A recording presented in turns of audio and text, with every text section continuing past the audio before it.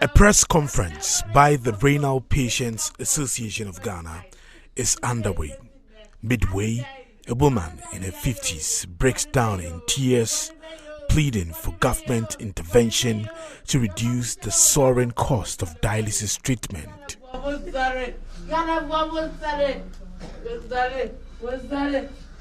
Despite her impassioned plea, little has changed since then. This was sometime last year, and the cost of dialysis has only continued to rise, exacerbating the plight of renal failure patients across the country.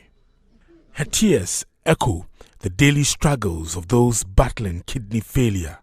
I've never passed urine since 11 years now. Yeah, because you eat, you drink, because the kidney is spoiled. Meet Gifty Labi, a 46-year-old woman grappling with the harsh reality of kidney failure, unable to afford dialysis treatment twice a week. She and many others are forced to make unimaginable sacrifices, often skipping meals and limiting their water intake to manage the burden of waste in their bodies. When we are there, we discuss what happens to us. Oh, today... This is what you see death approaching? We see death every day. We see. And you ask yourself, am I the next person? Because they are strong more than you.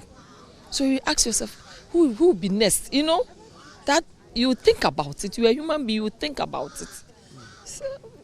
So it's scary too. Sometimes when you are there, it's very, very scary. As you don't have money to go for dialysis and you are suffering. You can't breathe. You drink the water, it enters into your lungs. Then your breathing starts. When you're working, you'll be doing like, this is how you breathe. That's how you breathe. And your face will be swollen. When your friend who has CKD see you, say, where they are tired. See that way? Yeah. Then you know, you yourself, you know you are suffering. Then you are there and then one person's picture will be sent. So and so has died. I'm now at Tema to meet the daughter of a renal failure patient, 26-year-old Stella Owusu. Stella's mother, Georgina Pia, was the woman who cried during the press conference last year. Our story secured her help from the Mother's Heart Foundation, and she now gets free dialysis treatment. This will last for 1 year. Stella says it has mitigated the suffering of her family, but says many families continue to suffer in pain. Even bringing my mom to this private facility, 460 cedis twice a week, I don't even get it. So it's once a week I get for my mom. I'll call church members, I'll call friends, and then they'll contribute and I'll bring her. If government sector is charging this amount, it's just a matter of time before the private facilities that we are currently patronizing also increase their prices. Gifty Labi's plight of skipping meals and reducing water intake just to limit her need for dialysis is not unique. Many others find themselves in similar circumstances, yearning for relief from the crushing burden of dialysis costs.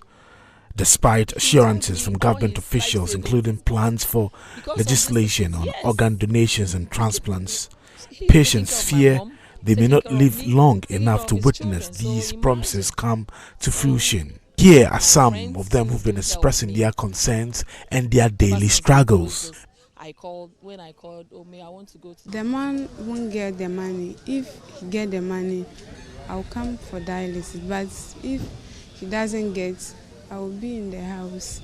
So because of that, I don't drink water, I don't eat. Even when I'm thirsty, I will be there, I won't drink.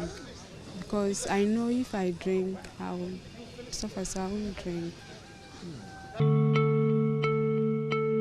Many kidney failure patients yearn for a solution to their dialysis crisis woes. During the Joy News Big Conversation on the dialysis crisis last year, Presidential Advisor on Health Anthony Nsiasare said government was working on a permanent solution to the problem. Some of the renal failure patients fear they may not live to see the implementation of the life-saving measures the presidential advisor talked about, which also includes plans to implement a law permitting organ donations, including kidneys.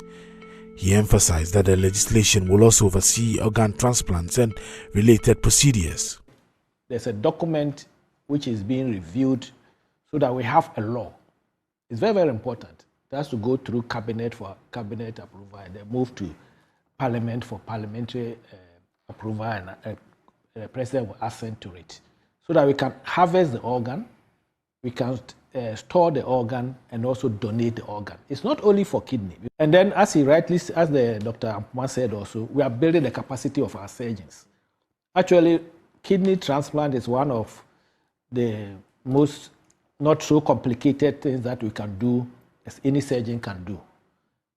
And we know that there's also a urology unit which is almost completed at Kolebu. It will be part of the place where we can have also renal transplant done, and to train our doctors and our nurses and all the health workers to go into that type of field. We are working on that. I know that there's a document which is being looked at the moment. Kidney failure patients say they yearn to see a reduction in the cost of dialysis treatment, or it absorbed by the National Health Insurance Scheme, and all the promises by government and its officials fulfilled. They say that is what they pray for, and that is what will give them life. Maxwell Agbogbo for Joy News.